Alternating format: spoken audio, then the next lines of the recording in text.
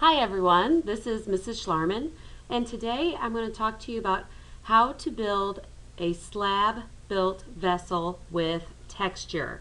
So a slab is when you roll out flat pieces of clay. A vessel is any kind of container to put things in, and then texture is the surface quality of the clay. So here's an example. And you'll notice it's a vessel because there is an open container area. There is slab built. You can see where it wraps around on itself.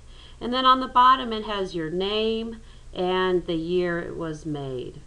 So the first thing you're going to do is you're going to get a slab of clay. Okay? You're going to carefully use the palm of your hand and flatten it down into a pancake. Now you occasionally need to flip it over so it does get nice and flattened. At this time I'm going to flip it another time, okay? And I'm going to use my rolling pin and I'm going to carefully roll it out.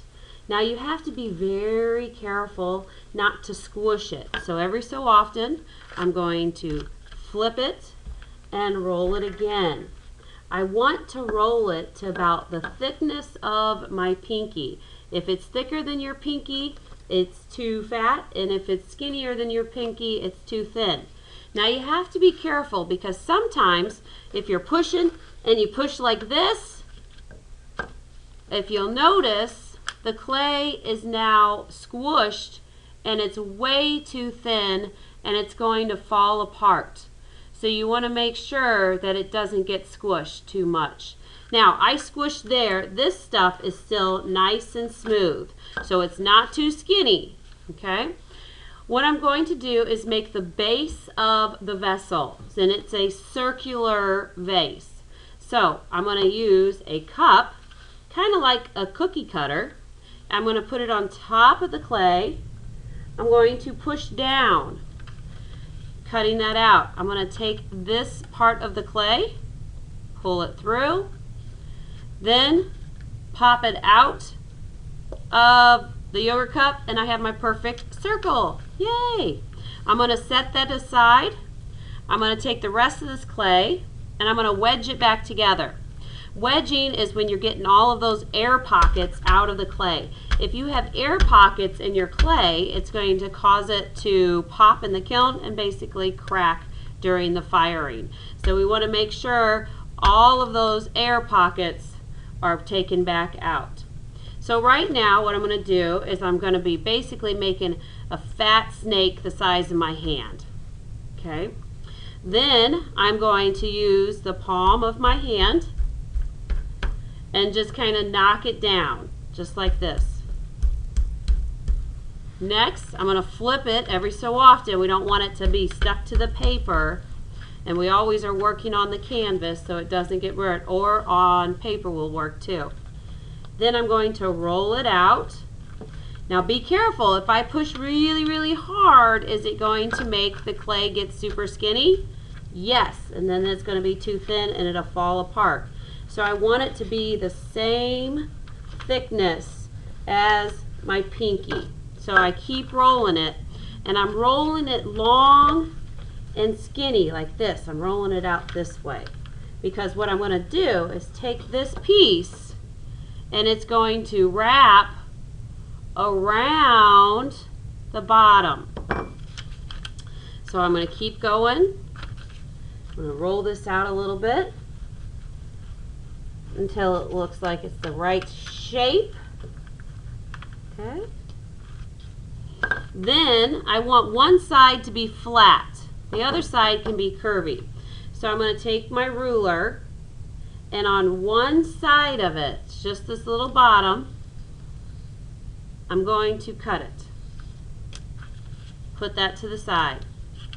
Now I have one side flat and the other side is curved. I'm going to see if it will fit. Take this right here, wrap it around. Is it long enough? Oh, almost, not quite. Alright, so I need to come back, roll it out just a little bit more, just a little bit more, make sure that it is long enough, because it needs to be long and skinny rectangle to go around my base to create my vessel shape. Oh, that looks so cool. All right, now comes the fun part. The fun part is coming in with decorating your texture of your clay. And I brought in, there's various things you can use, but I'm going to go ahead and use this piece of lace right here, and I'm going to push it down, and I'm going to take my roller, and I don't want to push real hard. I just want to push it to where it's stuck in the clay to make the texture. So you can see how it creates that pattern, and it'll be really neat when we glaze them after they're for the first firing. Remember, until it's completely dry, it's considered, it will become bone dry, and then I'll put it in the kiln and fire it up to about 2400 degrees, which is a lot hotter than your oven at home. So at this point, I'm going to then, and it takes 24 hours to do, I'm going to pull this off, and it's got that cool texture in there. Texture is the surface quality of the clay. Then I'm going to use the score and slip method. We've talked about this before. Basically, you're going to rough up the edges of where it's going to stick together. So I'm going to make little X's going around. Then I'm going to pick up this. Careful not to mess up my design.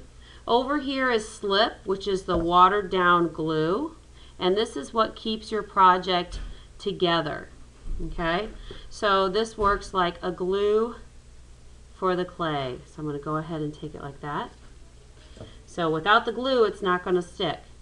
Then I'm going to take the clay, I'm going to wrap it around over here, and then this side, I'm going to wrap it around. Before I do, I'm going to score and slip this, because otherwise it's going to fall apart. If you don't have the slip, it's like you don't have any glue on it and it won't hold.